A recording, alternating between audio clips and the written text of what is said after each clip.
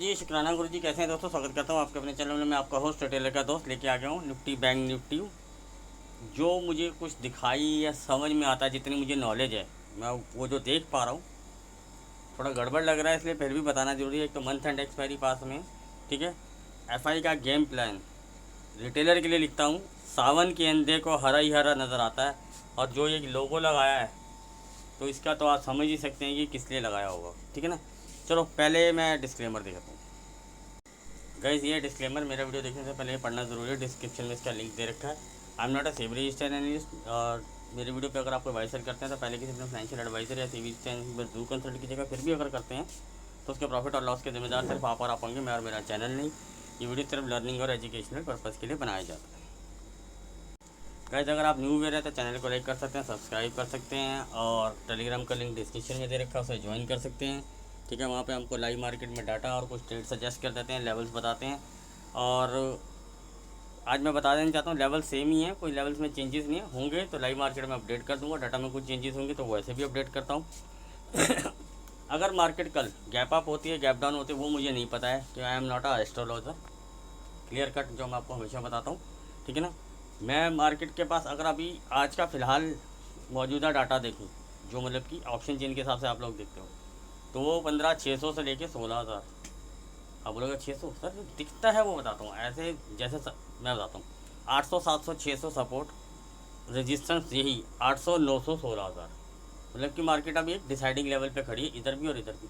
लेकिन जो मेरा प्लान है, जो मैं चाहता हूँ कि मार्केट मुझे ऊपर मिले, तो मैं ज़रूर इसको सेल करना चाहूँगा विथ स्ट्रिक्ट स्टॉप लॉस। अगर मार्केट डाटा में कोई चेंजेस नहीं आते तो ध्यान से मेरी बात को सुनना। अगर डाटा में, लाइव मार्केट में अगर डाटा में चेंजेस नहीं आते तो मुझे मार्केट जितना ऊपर मिलता है मैं इसको सेल करना पसंद करूँगा,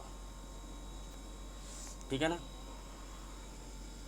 समझ में आ गई मेरी बात, मैं क्या बताना चाह रहा हूँ। उसके कुछ रीज़न्स हैं, ठीक है ना। एक तो मंथ एंड एक्सपायरी है, ठीक है। ऊपर से राइटिंग है, वो भी मैंने आपको पहले से ही बताता हुआ आ रहा हूँ कि एक रेजिस्टेंस है 15,950 से लेके 16,000 के आसपास, ठीक है ना। थोड़ा बहुत ऊपर प्लस माइनस चलता है। इंट्राडे में थोड़ी देर के लिए जाना एक अलग बात है, लेकिन अगर डाटा में कोई चेंजेस नहीं आती तो हम वहाँ पे जिस भी लेवल पे हमें लगता है कि रिवर्सल आता है, हम वहाँ पे शॉर्ट करेंगे विद स्ट्रिक्ट एसल। अगर डाटा चेंजेस ना हो तो, अगर डाटा चेंज होगा तो नहीं करेंगे, वो मैं आपको वहाँ पे टाइमली बताऊँगा, ठीक है। समझ में आ गई मेरी बात को। क्योंकि मेरा मानना यह है कि मार्केट ऊपर से जब भी गिरेगा, तेज़ गिरेगा। अगर गिरेगा तो तेज़ ही गिरेगा। उसका रीज़न क्या है कि जो उनकी शॉर्ट पोजीशन है, इसको क्लोज नहीं कर रहे। कल एक तो यूएस का जीडीपी डाटा का इवेंट भी है। दूसरा आपका जो रुपी है वो 52 वीक लो पे आ गया है। वैसे लो नहीं, वैसे वो हाई कह लो, लो कह लो। 79 डॉलर के हिसाब से वो करेंसी हमारी डाउन हो रही है, उसकी वैल्यू जो है वो डाउन हो रही है। तो ये मार्केट के लिए अच्छा नहीं होता, ख़ास तौर के लिए बैंक निफ्टी के लिए। आप देखेंगे आज पूरा दिन बैंक निफ्टी प्रेशर में रहा। उसका रीज़न ही यही था, क्योंकि लिए जो हमारा इंडियन रुपी है उसकी वैल्यू डिक्रीज़ हो रही है। तो उसकी वजह से आज पूरा दिन बैंक निफ्टी प्रेशर में रहा, और बैंक निफ्टी के लिए ये एक बैड न्यूज़ है। इसका इफेक्ट सबसे ज़्यादा बैंक निफ्टी पे आता है। बट ऑब्वियस बात है, बैंक निफ्टी का वेटेज निफ्टी के अंदर भी है, तो उसको भी बढ़ने से रोकेगा। अगर ये न्यूज़ अगर कल भी कंटिन्यूटीली अगर वो 79 के ऊपर ही रहता है या उसके ऊपर ब्रेकआउट कर जाता है, तो उसके एवज में क्या होगा कि रेट हाइक्स होंगे। रेट हाइक्स होंगे तो वो बैंक्स के लिए लॉस होगा। और लॉन्ग टर्म में कई लोग बोलते हैं, मैं भी बोलता हूँ कि वो फ़ायदा कर सकता है, लेकिन शॉर्ट टर्म में तो लॉस करेगा ना वो। न्यूज़ का इफेक्ट तो आता है मार्केट के ऊपर या नहीं आता।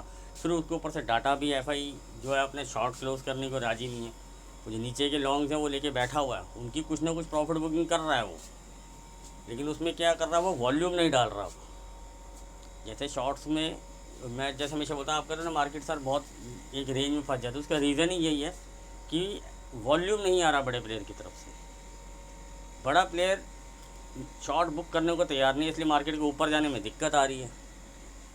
जो उसके लॉन्ग्स पड़े हैं वो उसको अभी काट नहीं रहा है, तो वो भी वेट कर रहा है कि भैया किस तरफ मुझे ट्रिगर करना है। या आप ये लगा लीजिए कि किस तरफ मुर्गियाँ मुझे ज़्यादा मिलेंगी, या वो कोई न्यूज़ या इवेंट का इंसाइडिंग जो होती है उसका वेट कर रहा है।